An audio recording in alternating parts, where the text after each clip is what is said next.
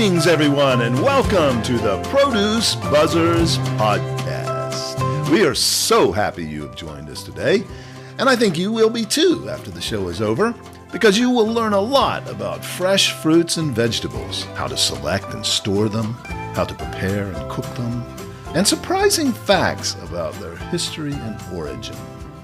We hope it inspires you to eat more fresh fruits and vegetables, not only for your health, but also for your delight and pleasure as you explore their amazing world of taste and delicious flavors.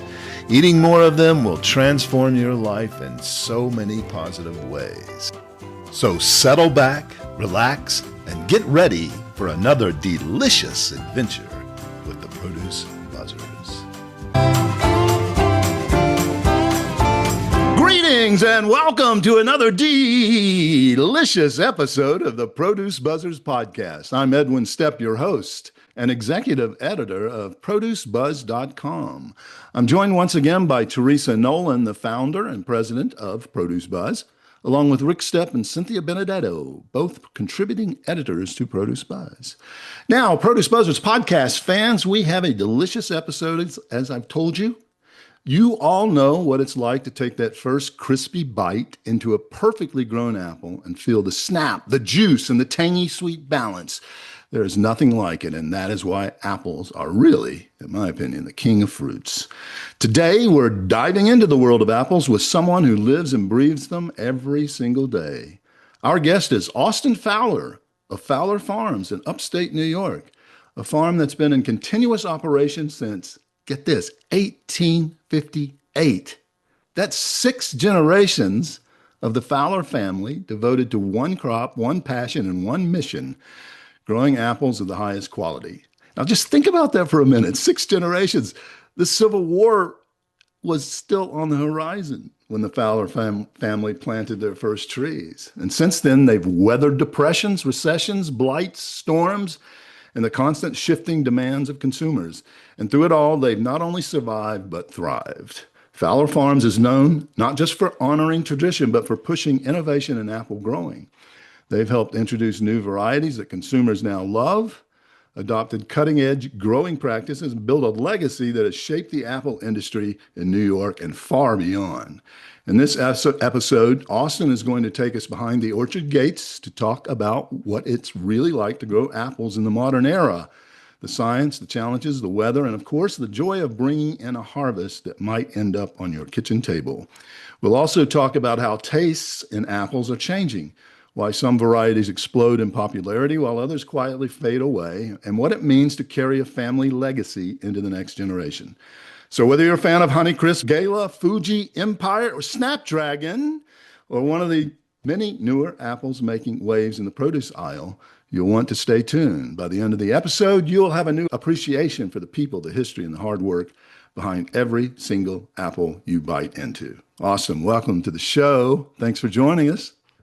Wow, thanks so much, Edward. That was quite an intro. You're going to leave me speechless after that. Well, we didn't want to do that. Maybe I said too much. I scooped you. Anyway, I know you're going to have a lot to tell us that we haven't heard from anybody else.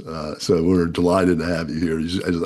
I think our listeners know that Rick, Teresa, and I grew up in the apple business. So we know a little bit about it. We didn't go back that far. Here in Western North Carolina, where our dad grew apples, the industry really didn't take off till the 1930s here. I don't think they were really planting much until then. So we can't go back as far as Austin does. But tell us about this 6th-generation farm. Tell us more about the family history, how the farm started and evolved. Yeah, sure. Thanks. We actually, right here in Wolcott, New York, upstate New York, on the shores of Lake Ontario, cool. Our early ancestors came as we all kind of did. Our ancestors came as sort of subsistence farmers, but I guess the original Fowler family is right across the street from our current main offices, and wow. We. Obviously there was no commercial apple farming and such at that point in time, but that was our roots. We landed here, and one of the things that we'll talk about a little bit more as we get on is how how our area here is so conducive to growing apples, and we can actually Mhm. grow, apple trees like in the wild, in the woods. Our environment is one of the best in the world. You do what works best, I think, over time, and I think we've been involved with all kinds of other stone fruits, cherries and peaches and Oh, plums and things, and even hops after six generations that we can do the best with apples. And I think that's what I think you pick what's sort of easy or what right. works, and So you that's ventured into some of those other crops, but eventually you said, no, let's just focus and do what we know how to do best. Is that what you're saying? Yeah. exactly. And I think, as time went on, the competition amongst other or regionality of say sweet cherries, they can just do a better job in the Pacific Northwest than we can. So Right. yeah, that's more sustainability from an economic standpoint, but it just makes sense, so. Yeah. Got it. Right. Yeah, that's interesting. So I think New York, where does New York rank in the States as far as production? Do you know? We have held the second position for quite some time, but we kind of, depending on the season, the year, we have been second and third. We kind of trade back and forth with Michigan. Okay, right. Right Yeah. here in Wayne County, where we are, we've always been same thing there, second or third for the largest producing county of apples in the country. So Oh, that's wow. Yeah. local. That's interesting. Our little county here that we grew up in is Henderson County, and it's pretty high up there. It's not that high, but it's one of the top producing counties because most all 90 to 95% of the apples grown in North Carolina are grown in this one county of Henderson. Yeah, yeah. So that's I interesting. think I think it's still number seven. What's that? I think it's still number seven for counties.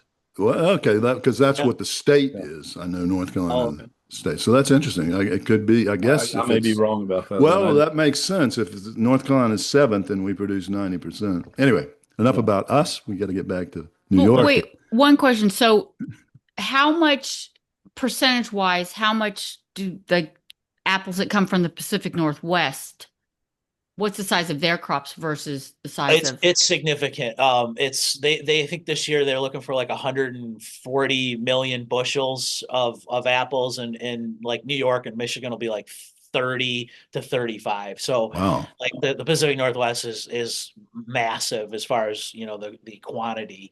Does Uh, that include, that's not just Washington? You say the Pacific Northwest, is that Washington, Oregon, Washington. and Sorry, that's Washington. Yeah, okay, which is Washington, their number main one. one, right?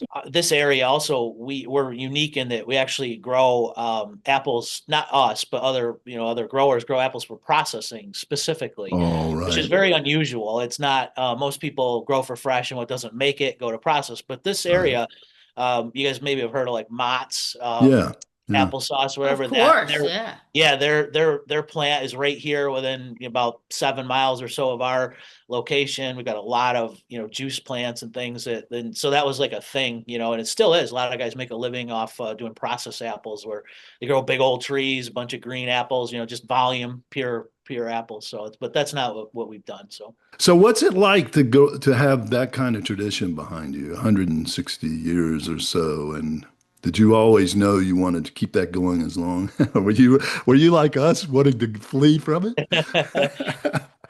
I think your reputation's kind of like in anything in produce. It's only sort of as good as the last box you shipped or however Yeah, you did. So it's great to have that storied tradition, but you really have to deliver on that, and you really have yeah, to stand up. And as we've grown as a company, it becomes more it's easy for, like, as you guys knew, as a family business, to go out there and do it the way, put your heart into it, do it the way you want to do it, to try to get that culture through the operation to deliver a proud product, the best product you can. And I think that's where a lot of the focus is not just taking that for granted, I guess, yeah. and to No, there's a carry lot of on. So lot of pressure there to deliver, to continue to deliver, and to keep the business going. So, Did congrats you to go to you. college? Oh, sorry. Did you go to college, Austin? yeah, I went to a state school here in New York, SUNY Cobleskill, which is a ag school.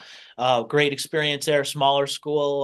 Went for agronomy and soil science. Well, Then at that point, I actually transferred out to Washington State and went to WSU for pomology for wow. years. So it was great to have good times out there in Washington to see how other regions do. So Yeah.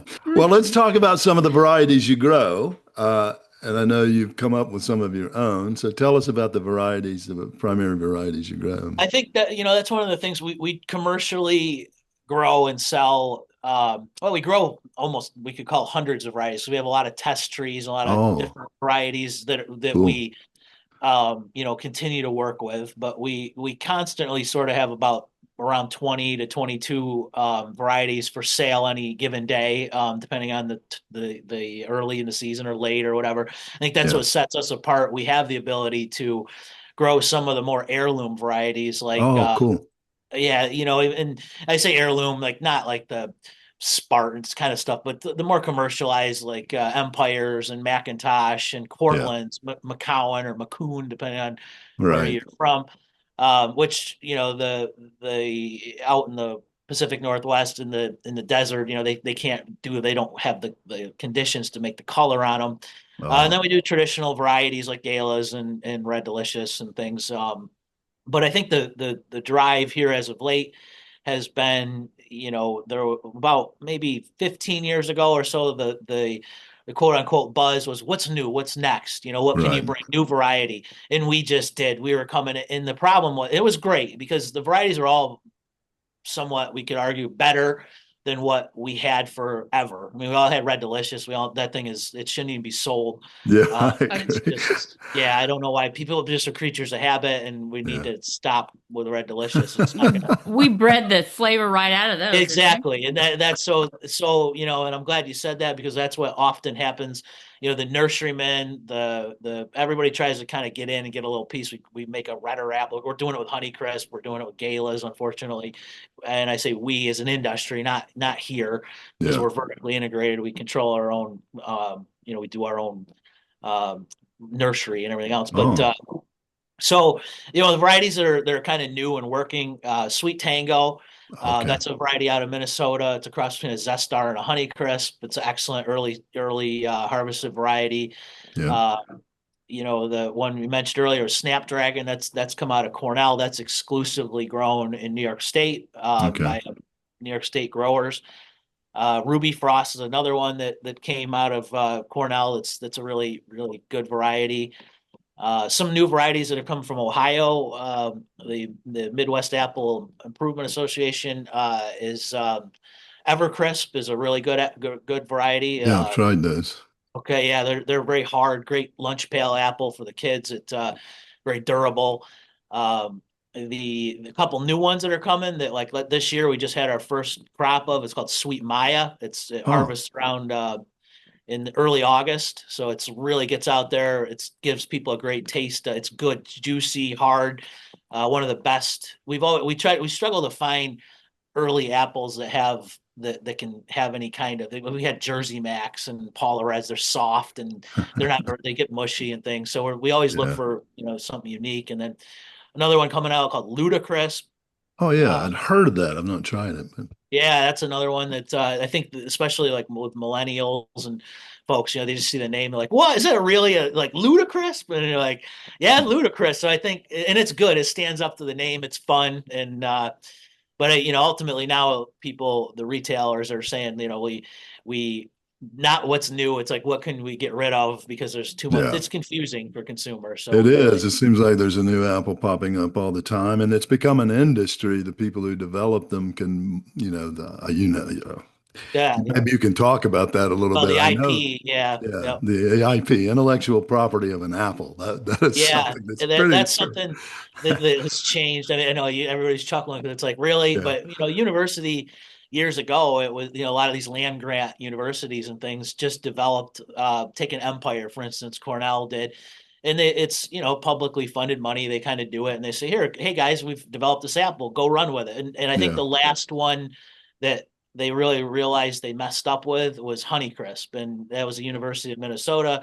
They hit the ball. This apple changed the industry forever. I mean, anybody who's been involved in the apple industry, I don't think there's been anything like it. We were very fortunate. My uncle, my late uncle, thought that was just a home run. It was just totally changed the way, the interesting. juiciness, the texture.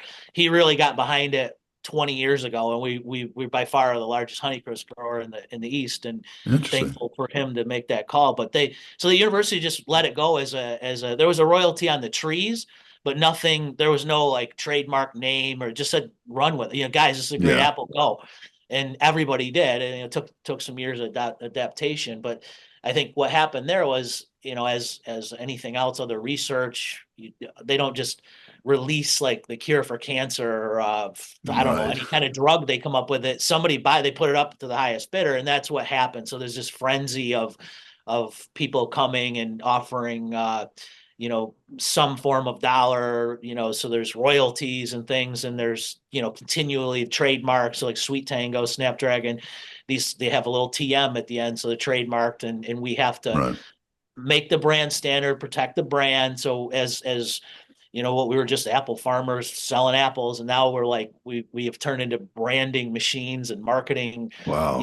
try to self-proclaim geniuses, and it's cool. I mean, it's fun, it's different, and it's including younger generations, bringing them in as something new and different, instead of just going out there with a shovel and planting a tree. We Right. have a lot more And, opportunity. and on some of those varieties, you have to pay some kind of royalties on the crop every year. You said not for Honeycrisp, but for others, I'm pretty sure. How Yeah, does that yeah, and work? it depends on the setup. Generally speaking, it will be some percentage of the what we call the FOB, the dollar. So if we sell a box for $50 or $20, it could be 1% to upwards of 10. It just depends on how, Wow. Wow. essentially indefinitely. So Yeah. some of the varieties, on the early onset, that also kind of missed, like you guys have probably heard of Pink Lady. Oh, yeah. Yeah, of course. Yeah. And that apple's really called Crips Pink. That's the actual variety. Okay. Like the new ones, and that was kind of a mistake. Well, they so like for instance, a Snapdragon's actually called a New York One. So any Hmm. any apple that picks that you come off with a Sweet Tango is called a Minneska. And as soon as the Interesting. patent runs out, the plant patent, like for instance on Sweet Tango, it takes years or whatever to get through the process, but they could come to market with a Minneska. And our hope is that what we have sold and what the consumer understands it to be is kind of like a facial tissue versus a Kleenex. Like Right. you want to have that nice soft Kleenex. That's the brand that you want to have. We hope that we're so far out ahead of it that we do a better job than the guy come in with a Yeah. mini Esca per se. Yeah, they trademark. And I know Pink Lady, they really, at the trade shows, man, their booths are like huge, and they're really pushing it out there. Do they do any marketing? Not really seen much marketing from these people who own these trademarks, apples, other than in the industry. I've seen it in the industry, like I was talking about Pink Lady at the trade shows, but I don't see any marketing to consumers much. Not from that's really our responsibility. Like if Okay. some of the other guys, like I think you guys have worked with some of the New Zealand, like Envy and some Yeah. of those, the groups that, I don't know if it's Oppie or whoever owns that, it's their response. Like we have to invest in that. I mean, to try to build that brand. And so Okay. we, generally speaking, have formed some type of like LLC, or in more cases a cooperative, or a bunch of growers have gone and purchased a trademark, and we all market it as one brand throughout the country or whatever. Two questions. The first one, where you would said that the Pacific Northwest versus New York, because it's a desert, it can't color up. Why won't it color up? Is Yeah. that So not necessarily to dive too much into the scientific part of it, but the reality is, apples like warm days and cool nights. That contrasting temperature is what the chemical reaction inside the apple and the skin that will actually build color. So like around here right now, this time of year, we're about halfway through our harvest. We'll be 78 degrees during the day, which is really nice, not too hot. And then literally in the morning, you'll come into work and it could be 39, 45 degrees. And you can watch the fruit like every day on the tree drive in, and it just continues to Yeah. get red and red and red. And when you have, if like in Yakima and Wenatchee, it's oftentimes 100+ degrees during the day, and at night it might be 75 or 78. Oh, So wow. Quite a they difference. they struggle a lot of times with like an apple like Honeycrisp that was developed in Minnesota, which is fantastic. That's a great climate for that apple. They have to find the right sites. They can't have, there's a lot of elevation, a lot of factors that play into it. We're here, our poor sites would be like we're frost susceptible in the spring or something, but Yeah. otherwise like color temperature wise, we can get that. So like deep red um is difficult there. Another difference would be not necessarily for the color, but just a big is a positive and a negative is it doesn't rain out there really at all. When it does, it's like a shock if they get a little bit of rain. So Yeah. they're reliant on ice, snowfall, mountain, rivers and pumping water to do irrigation. It's essential and for cooling because it's so hot. They actually spray water on top of the apples to cool them down so they don't get Wow. sunburned. And you would think, well, more sun would turn them red. It doesn't. It bleaches. It literally in here, if it's too hot, they don't turn red. They bleach Wow. out. So that's good and bad. We don't have to irrigate very much. Mother Nature, it rains quite often, quite a bit. We rely on that, and at the same time, it can create conditions that are more difficult, like disease pressure. Anybody has a garden, the more it rains, you get all kinds of mildews and things like that. That then you have to go and potentially use crop protectants that's very challenging for us for organic and things because of that nature. But it's ironic that the weather being as organic as it is creates a problem for us to grow organically, but that's Yeah. how it goes. Right. Well, speaking of growing conditions, a lot has changed in how apples are grown, especially in the last few decades, from when your great great grandfather was started. I've seen photos, videos of your farm, and just looking at those, I go, is this an apple farm or is this a vineyard for grapes? Tell us about that and why I would take this, make that statement. Yeah, it's you're right. It's spot on, and I wish we could take full credit. My dad, my uncle were leaders in the industry. We've always said that we need to grow the apple, not the tree, and that's what we're looking for. Yeah. And as I said earlier, a lot of the processing growers, whatever, they grow a big old tree and a lot of apples, but if the apples aren't really good, then we're not doing what we need to do. And they traveled quite expansively back in the day and made several trips to Europe and in the early Uh, 90s. In the US, we've got lots of land. But over there, they seem to be some years ahead of us on trends. Their cost of land was up there. They realized that they need to get really efficient with what they did. right. So they started doing very high density planting. They were doing 2,500 trees per acre. And at the time, there was still in the early 90s, there was still guys planting 300 to 400 trees per acre. Like in a square, you could drive look like a tic-tac-toe board, Yeah. in the field. So they like the system called the super spindle system, and Super spindle system. super Okay. spindle, yeah. Yeah. Super high density, about 2,200 trees per acre, about 10 feet between the rows, fully trellised. The reason why we do what we do is the trees actually compete against each other for nutrients and things. And when they Right. do, Mother Nature, the whole point of the apple tree is for it to grow apples to make seeds and have them fall off the ground and continue Right. its reign. That's like all of us. We want our, I guess we're Interesting. supposed to just make more of our species. And so Yeah. when you compete the trees, they push more apples. And ultimately today we've done the same thing. We have to build this kind of expensive trellis out of we actually grow locust trees and cut them and make Hmm. locust posts. They last better than treated lumber or anything else out in the field. Ah, okay. That's interesting. So very sustainable on land that we have lousy, low-lying areas or side hills and things that aren't suitable. We'll actually plant locust trees and And then uh, you harvest those locust trees and you cut them into posts to you trellis got the it. trees. Yep, Yeah. yep. So and we've even gone into older blocks and pulled them out and reused them. That are 30 years Oh, old or whatever. So it's oh, pretty amazing how resilient they are. But yeah, and then today, I think, it's that decision that literally everything we put in the ground since 1992 has been in the super spindle system.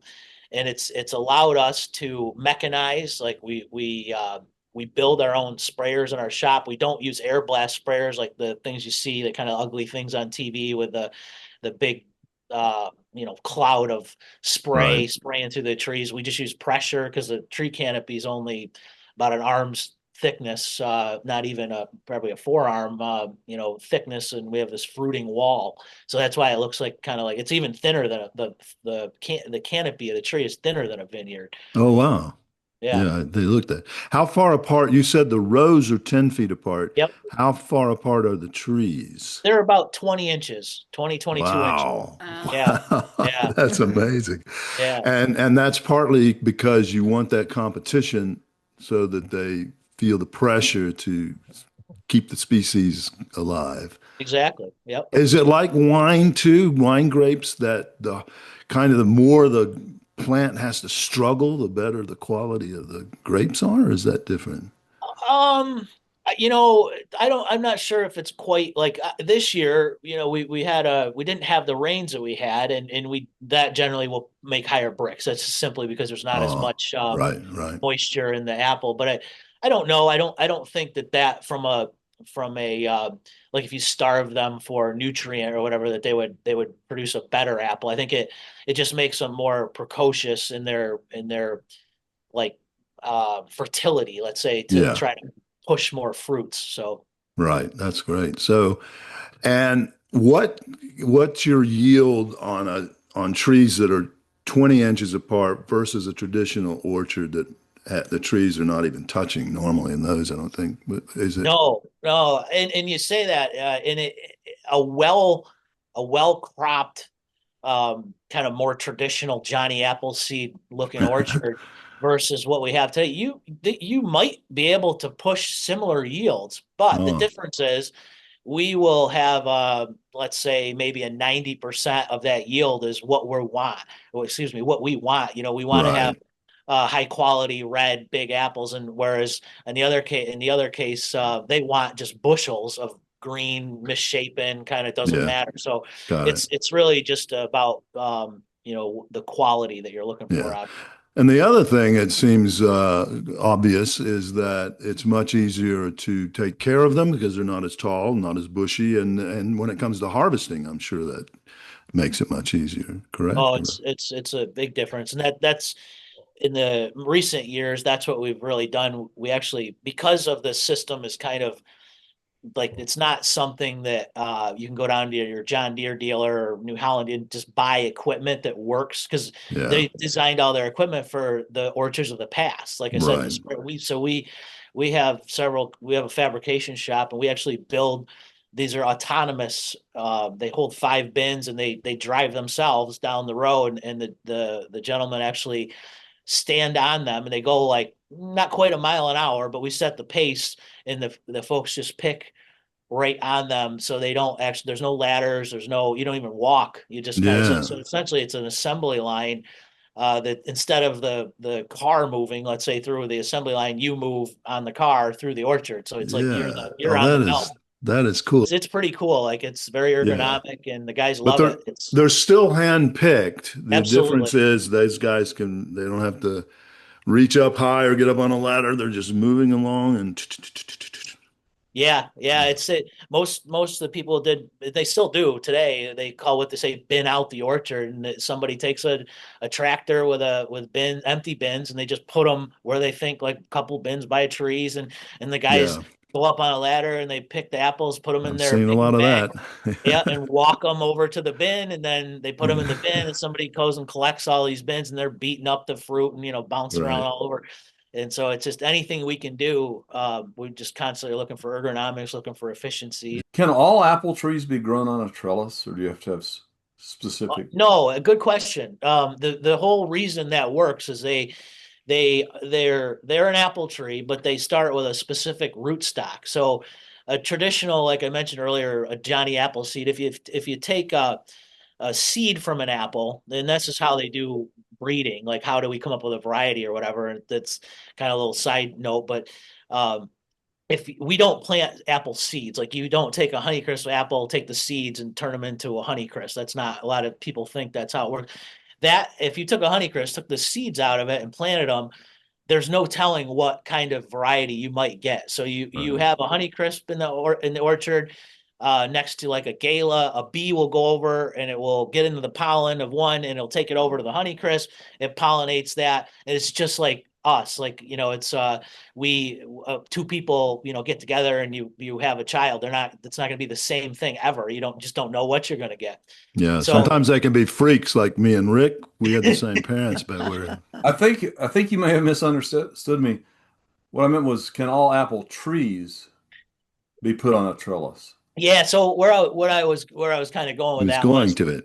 yeah, I, Okay. I I got off a little sidetrack, but No, but that was good. so I wanted our Yeah, yeah. listeners to No, hear that's that good. because Yes. that's Hmm. Yeah. fascinating fact that you don't so take how that. we yeah, how do we make an apple tree? I guess is where I was going. Is we Okay. take you go in the orchard and you actually take. There's two ways to do it. You can take a bud, like a fruit bud, off. If you even if anybody who's listening, you go out and you see a tree. There's like buds where something will pop out eventually as a limb or whatever, and we cut that bud out of, let's say, a Honeycrisp tree, and then we use rootstock, which is it won't produce any apples. It's part of the apple family, and there's literally hundreds of different types of rootstock that Mm. do different things. Like if it's an extreme cold environment like Poland, they have ones that are susceptible to extreme cold. Or in our case, we're using fully dwarfing rootstock. So what it does is we'll take that bud and we cut like a little notch into this rootstock, which is just a little stick with roots on it, and that bud will grow. We band it all up, kind of like a rubber band or whatever, and it will grow together. And the next season, we turn that like sort of dumb stick into a Honeycrisp tree, and it's limited in this case.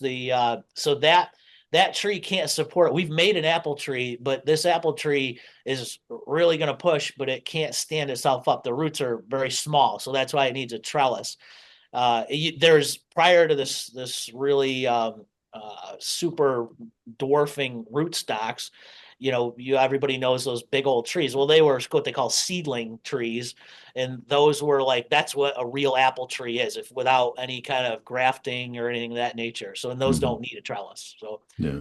So when sure. you graft the tree with on different rootstock for the Honeycrisp or whatever you Uh-huh. choose, how long before that tree on the trellis, or how long before that's producing fruit that you can actually market consistently enough? You're looking, it sounds like a long time, but it's way shorter than it used to be. It's about, 5 years or so. You can actually have a little bit of apples that you can produce.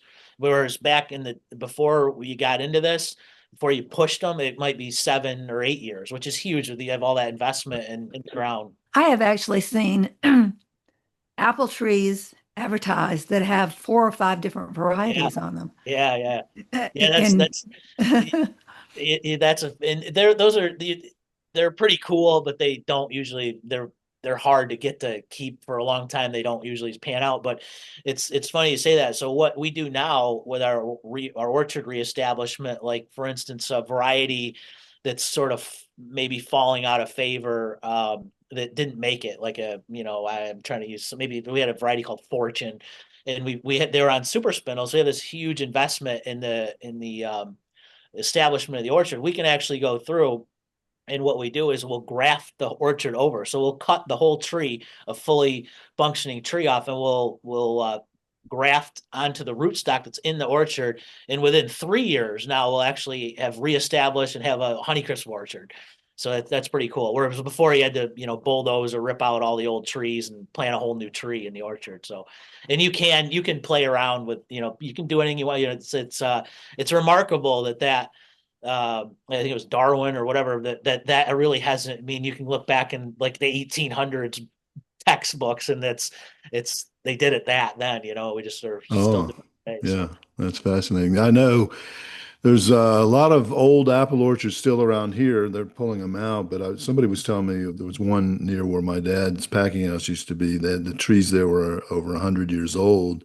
They were still bearing, but when they get that old, I suppose they're less productive and not as good a quality. But you got to. So, uh, what is the typical life of a tree the way you're growing them? Do you have to pull them out every few decades or every 10 years? Or, Well, well, it can't be you 10 know, years, but like I say, we have still have some of our original plantings from 1992, and the ability to graft over, and it's happened significantly in Washington State, like when we talked about Red Delicious, and that's a great one that's falling out of favor. That the established, if you had a decent, a nice semi dwarf for a very productive orchard, you graft over, you cut the Red Delicious, the scion off the top, and then basically stick with the rootstock, put Honeycrisp or whatever's working for your farm in there, and move forward with that. yeah, that was our main variety when we were growing up. And my dad, Red Delicious was probably, what would you say, Rick, 75, 80% of our production. And Yeah, uh, probably so. The then thing we is, had, though, we had those old fashioned, like they call them Starks Red Delicious, Oh yeah, They oh, weren't, they yeah, had a lot of flavor. they tasted right. good. Yeah, Yeah, people have forgotten. They're not. If you get like a Stark Red Delicious is a pretty good apple. I mean, yeah. maybe it doesn't compare with some of the stuff today, but They it's get not a bad. kind of a spotty skin, I think, if I remember. Not spotty in the bad way, but Yeah. would have more, Kind but of maybe more streaks, like, what did you say? What a did lot you of say? green streaks in them. Yeah, stripes. Yeah. Yeah. And sometimes the russet. We had Red Delicious, Golden Delicious, Rome Beauties, Mhm. wine sap, stamen wine sap. Sometimes stamens and wine sap different, but we also had a stamen wine sap. I don't remember any other varieties, Rick. What else did we That grow? was pretty much it as far as the Commercial. Yeah. mainstream. Yeah. Yeah. Can't even, I know We had a lot of the we, old fashioned things like the Arkansas blacks and Oh yeah. they Wolf weren't, Rivers. they weren't very commercially viable. We had fruit stands too here in Western North Carolina. It's a pretty big tourist area. So my dad had about 5 or 6 fruit stands, and Rick Oh and I wow. ran those, and we grow these Lodi's. We get these Lodi's, Uh-huh. which I think is a California apple, isn't? Is it from Lodi, California? I don't know, but those things would just blow up. They were like the first apples you get in the summer, and you could keep them on the shelf for about 5 or 6 days, and then they just start splitting. Uh, But anyway, and Wolf Rivers, those were not very good eating apples, but the automation part is going to be exciting over the whole operation in the next years to come. But I think, the thing that we can control, which is inside, which we pack, 365 days a year. What oh, we do is really? called, Yeah. yeah, what we do is called pre-sort. And we put the apples float, of course. A lot of people probably maybe don't know that, but um, we put them in the bins. The bins go in the water. The apples float out. It's kind of a nice thing to watch. Sort of surreal to see all the nice apples float out and whatever, and go Yeah. down in flumes. So we, instead of running them on conveyor belts and things where they can bruise, they just sort of go in these water canals. And then, the grading, we have a lot of the equipment is from the Netherlands or Europe. They're really specialty in optical grading. Hmm. We look at the percentage of red. We analyze, so like every apple will go through a process where it gets about 70 pictures of it taken. It essentially creates like a 3D model of the apple, like everybody's. Wow. Yeah, it's cool. Like when you see on TV, Amazing. you see like that CAD drawing where they spin something around. Like every Yeah, apple goes through a process of and then we're talking at like 8 pieces per second per lane, and we have like 8 lanes, so it's very, very fast, and we can that's hardly see it. amazing. And so we analyze that fruit for, what's the percentage of color? Does it have external defects? So it recognizes the stem, it recognizes the calyx end of the fruit, and looks for, any kind of bruising. We use near infrared cameras, color cameras, so we can actually see underneath this better than the human eye. Like if there's a bruise there, we can detect it and have it basically rejected as a cull apple. Every apple gets weighed on a Hmm. on a scale in real time. Same thing, 8 pieces per second. And Wow. then finally, it goes through a really kind of a neat process that has just come about in the last number of years, which is internal grading. So it's pretty cool. These are soup because apples like 90, I'm gonna get this wrong, but 99% moisture or whatever. A lot of So water. it's Yeah. yeah, so it's like when you were a kid and you took a flashlight and you stuck it like on your hand and you could like see through your skin or whatever. Well, Right. that's what we do with the apple. It goes under this process and there's a super bright amount of light. It shoots right through the apple, and then there's a fiber optic receiver on the bottom side, takes many readings across there, and that fiber optic goes into a spectrometer which measures the transmittance of light through a spectrum, and we can tell if the apple's brown inside. We can Ah, actually tell how sweet it is. We can tell all these different things, if there's decay or anything wrong with the inside of the apple. yeah. So the technology, it's pretty expensive, but it's something that we've had here for a number of years. And then that's how we know all these apples are whatever the grade. So when you see the consistency in the store, like on the shelf, that they might be big, they might be small, but they're all consistent, and that's what we're That's trying to develop. And that is fascinating. Yeah, yeah, there's no way So a human could figure that out. They can't see in the apple without cutting it. that So, would be impossible. That's right. yeah, So that's non-destructive. Yeah. yeah. so with that technology, you also, is that how you get your bricks readings? No, we don't. We've never really commercialized the. We do our own QC with it's a similar process where you take some juice from the apple and you put it on a refractometer just like other produce, and you measure the bricks, which is the amount of sugar content. Um, and we just kind of have that as a benchmark. We haven't really, there's not a tremendous amount of difference like throughout the year, or even in a variety. They'll like in apples, like a high bricks apple, just for instance, might be like say 15 or 16 bricks, and a low bricks might be like 10, which is not as, but there's more to it than just the sugar. There's the like kind of the sugar acid ratio and what goes Right. into, you might be like a sweet apple, but you kind of like to have that bite, and there's a lot of food science there that goes into it. But we don't never really commercialize, never really say these apples are a lot sweeter than these or whatever, because there isn't a huge difference, and I don't know if there's a premium for in the market for that. So Yeah. I've seen these charts, graphs where you use like apples ranked from sweetest to tartest, and I don't know how accurate those are, but uh, they all seem to be pretty much the same to me. But I don't know. I don't have a great palate, you know. I'm not a wine connoisseur or anything. But that's yeah. So Well, you listen, let burned me. off your taste buds. She always jokes about me. I love hot, spicy foods. What are your three top varieties in volume? right now our current top varieties would be Gala, Honeycrisp, and it's probably the third one is a close third. It would probably be we'd still do a lot of Empire. Hmm. And that's shifted more toward like the food sort like sliced apples. Like the slicers love that because it's a great eating apple and the shape is great for slice. So we still grow a lot of Empire. Um, uh, I'd say that's probably the top three right now. Sure. Yeah. Is the Snapdragon, is that a good baking apple?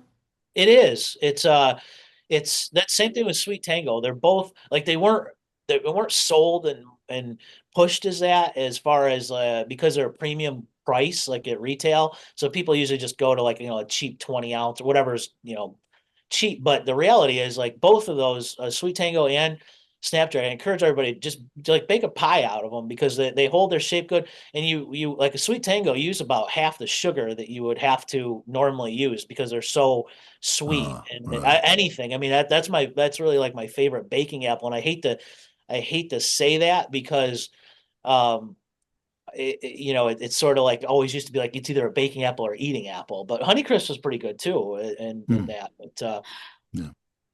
Well, I How was about thinking like more like Golden Delicious. I like to cook with those, but I feel like that doesn't hold up as yeah, well as like a Granny Smith. Like a yeah, Granny Smith is just like the perfect As pie far as apple. shape, but you need Well, good I mean, just sugar. as far as Yeah. like the holds up. apples Yeah, it doesn't hold up, break they don't down. cook down to Yeah. mush. And Right. So the reason, I mean, that's true, and I think a lot of times chefs or whatever push grannies because the one thing is people are afraid to try, and they're a 24 month, or sorry, the 12-month apple. You can almost always go to the store and get Granny Smith. So like they don't want to recommend something that may or may not be there, but it might not be the best. It's like anything else. Like Oh, that's a good point. Yeah.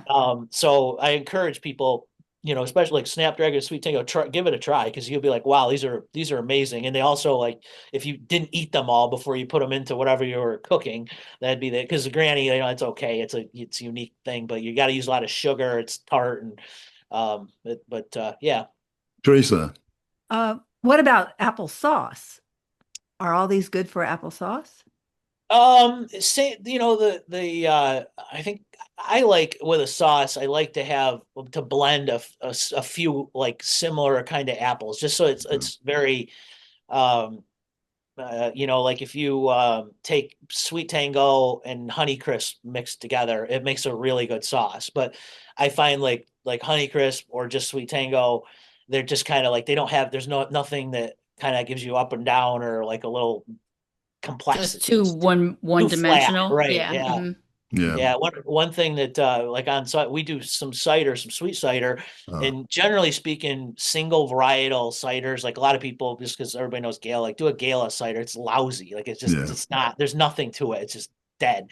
It's okay. I shouldn't say it's apple juice, but and we found that we do a Sweet Tango cider and a Honeycrisp, and those they hold their own. They're not. They Oh, don't have the complexity of a blend, but they also are excellent as they stand. Like, I mean, you put especially kids, and what they're so sweet and like natural. There's nothing. It's just the way it is it's kids will just pound the stuff, and it's really yeah. good. I remember tasting those at one of the produce conferences. You guys had them out to Yeah, serve, and it was for really sure. good. We used to Yep. make a lot of cider as well. Mhm. I don't know how we got away with it. My dad would never pasteurize it. We would just put it in Oh, plastic jugs. yeah, that was And the way it was how I don't know how we all yeah, made it. well, he was religious about that. It's like, no, Yeah. you pasteurize it, the flavor's gone. So we just kept it in plastic bottles and sold it, kept Uh-huh. it cold and sold it in our Yep. fruit stands primarily. Nobody ever got sick that I know of. So Yeah, no, it's it was a little bit We dangerous. did But my have one brother guy that was the, complained once, and the health oh, department came, and oh, really? I didn't yeah, know. they s- they tested it and it was fine. But anybody could probably, if their gut bacteria is off, and they yeah. Yeah. drink a bunch of fresh squeezed cider, they could You have a problem. better Our, reaction. our, our older brother who's passed now, but he was our cider making king, Uh-huh. and he knew how to blend those apples. He would have to have at least five and sometimes Oh six or yeah. seven varieties. Yeah, And that's my dad. He's that guy. He makes the mix of our blend, so yeah, he's good at it too. yeah, So that's good. yep. Yeah, So, we used a fourth golden delicious, a fourth red delicious, a fourth stamen wine sap, and a fourth Rome. oh, okay. Rome So is a someone, mutual flavor, and that was our favorite recipe. Huh. yeah, okay. I thought it was more. That's only four varieties, but that was, Well, I we knew. put other varieties with it sometimes, So but Yeah. Leon Stepp Jr. was the mad scientist. Yeah, kind Yeah. of. He got a horticulture degree at North Carolina State University, which is a big ag school, Uh-huh. and that's where he learned to make the cider. We weren't making it until he went to NC State and came back and said, "Let's start making cider." And in they fact, they they did it for a fundraiser, if you remember, at the horticulture department, Hmm. and the professor that made the cider was from New York, mm, okay, and he's the one that had that recipe of blends. yeah. Back in the day, guys used to sneak some pears in there, before you, Ah, Oh, because that was then it'd be like, man, this stuff is like candy, and you're like, ah, yeah. that's good. Do you guys grow any pears? We don't, Yeah, no, we don't, one of not those. anymore. No. Yeah. I know back in the day, most of the apples grown were for cider and they weren't really very good. Even probably about the time your family started, most of the apples were for cider, weren't they? They weren't. Yeah, there was a that was a big push, and I mean it's so far before my like time. I just know Yeah. that's a fact, and it's funny because it's kind of, I don't want to say it's come full circle, but there's a demand that actually cideries around have really come back into favor, and it seems like there's a cidery everywhere around here in the Finger Yeah. Lakes, and they'll pay a premium. They we don't get into it, but other guys will plant some of these like old English apples and Right. things. God, they're Right. hideous looking, but then they taste like acid, Yeah. but that's what they want. And then Right. so guys are doing it, but It produces those really dry ciders, which I like. I like a good, hard cider, really dry cider is exactly. what you need, Yeah. and that's Yeah, I good. hear you. So, yeah. What's your favorite variety? Is that like saying what's your favorite child? Yeah, I mean that's the answer is coming back as that. So it is. I do like the new varieties here like Sweet Tango and Snapdragon. They're Yeah. enough different from each other that you really can't. It's just a matter of getting the right block. And I think that the thing for us to try to get increased consumption is if we think it's blows your mind, then the consumer will. And I think that's Yeah. what we try to strive to do as a vertically integrated operation is just to get it right, get Yeah. the right varieties, get them picked at the right time, get them in the store. And we do that, people will eat more apples and, we'll Right. all be better off. Well, you So guys would know. You taste them all the time. So if something new comes along and it's different. Well, you were talking about baking apple pies. First of all, do you like to cook? Do you like to bake? And if so, what are some of your favorite recipes? Well, I grew up. My mom actually was a home economics teacher, Oh, and so my dad was a farmer. She was a home ec teacher, and then when as time went on, I was fortunate enough to I have a sister, and my mom retired from that, left that, and became a stay-at-home mom. So I was very fortunate in the fact that it wasn't on the farm. If it wasn't out digging in the ditches, getting your hand dirty, it was at home, washing dishes or baking or learning about that kind of thing. So I oh, guess, cool. I do a little bit here and there, probably, and enjoy probably the results better than doing it. But Yeah. it yeah, I don't really have anything. I think I really enjoy my mom, making whatever her favorite recipe is and serving it to me than me Yeah. making. I like that. Fun. I should have asked what's your mom's favorite recipe, but Yeah, yeah, yeah, yeah. do It's you hard do to you have beat. anything really unusual that you've done with apples or you Ah, suggest to people to do with Oh apples? man, I'm looking on this website, the Snapdragon website, and I see warm apple, caramelized onion crostini with fontina and crispy prosciutto. yeah, try that one. Oh, That that sounds sounds good. good. That'll work. But the pies, I will make a Snapdragon Yeah, apple do it. pie. Do it. Yeah. It's Yeah. good. Really good. Cynthia's quite a chef and a Oh, good. Yeah, well, baker. let's try it because you will be, and the other thing too, a lot of people like with cider that people really rarely do is use it where you used oil to cook things like in a reduction. So like if you're doing Really? like take like you put some most people just throw onion on their burger or something, but like take and dump some cider in the pan and put your onions and cook it down, until it gets to be kind of a nice, Oh. like it almost wrecks your pan where you gotta like scrape the sugar off from it. But you'll be like, it's one of those things. And if you do that with anything that you sort of saute stuff with cider, and it takes a while to get Interesting. the all The the water. fawn, the fawn Yeah, off. there you Yeah. go. Yeah, okay, good. So you get that stuff out of there, and then you really it's It's that worth like it though. It Yeah, you sounds yeah, can't good. well, leave that stuff in the pan. No no, way. no way, no, Less and oil and fat, and then absolutely. sweet, very sweet. Oh yeah, that sounds And, good. and it's that like what the heck is in there that is like so good. When you go to a really good restaurant, I have no clue like how did they do that? Like what is it? It's just one of Yeah, those like things that you try and you'll be like people will be like, man, what is that? And right. it's so yeah, give that a shot. Oh Yeah. my God, wait a minute. Last one. Individual Snapdragon butterscotch pie. Ooh, that All right, that's right up my Cynthia, alley. you Yeah. got the orders I'm for on the my case. I'll get baking. back to you She guys. sends I me will. Yes. baked goods every Christmas, so she's going to be on it now. That's great. Yeah. Yeah. We talked about the South Beach Food and Wine Festival. That's Yeah. what we did. We did a Snapdragon on a cracker with like honey drizzle and some goat cheese, Oh, and just Oh, it was just like it was like something you wouldn't think of, but man, it was right. pretty good. It went over well. People liked There it. you go. I like it. All and right, did Did you we're you gonna. cook even it? put like if you put like a little like uh like crushed red pepper, which is so anti-me, but with those flavors that you just said, with a little bit of That's a heat good would be idea. good. Yeah. That would be good. Do you cook the apple, or are you talking about No, just sliced, fresh slice. sliced? Uh-huh. Yeah, thin Right. slice, just like yep. Mm-hmm. Yeah, no, it's good. Well, we're going to let you get What I back to. did, Oh, go ahead, Rick. this week, I tried something really different. My brother-in-law makes these really good hot Russian cucumber pickles, and he Mm. gave me a jar of them. And the juice was so good, Oh, I didn't want to pour it out, so I took some of my homegrown Zestar apples and okay. sliced them up and put them in that pickle juice. Mm. You just And ate it. Did you cook it or you just ate it? I just cut the apples up fresh and put them in the same juice and let them soak for Oh. a few days. That's They're interesting. really Apple good. pickles. Oh, Yeah. Never heard of apple pickles, but it makes sense. Yeah, Rick's got an orchard at his house. 3 Okay. trees. 3 trees. you got a Zestar tree? Yeah, I have a Zestar, a Honeycrisp, and a State Cool. Fair. All right. Well, that makes sense. A good Michigan trio there. Yeah. Yeah. Yeah, We're going to I let live you in Sorry, go. Minnesota, so, Minnesota. Yeah. yeah.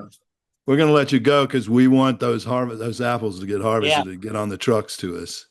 You So bet. we Oh, want you to I get back want to to ask him one more question though. Okay. The when you went to that show in Florida in South Beach, and there was a lot of alcohol involved, did you make any good adult beverages with apple products? We they were probably so good. I don't remember. I can't really tell you which one was the best, but you can. There's some pretty good.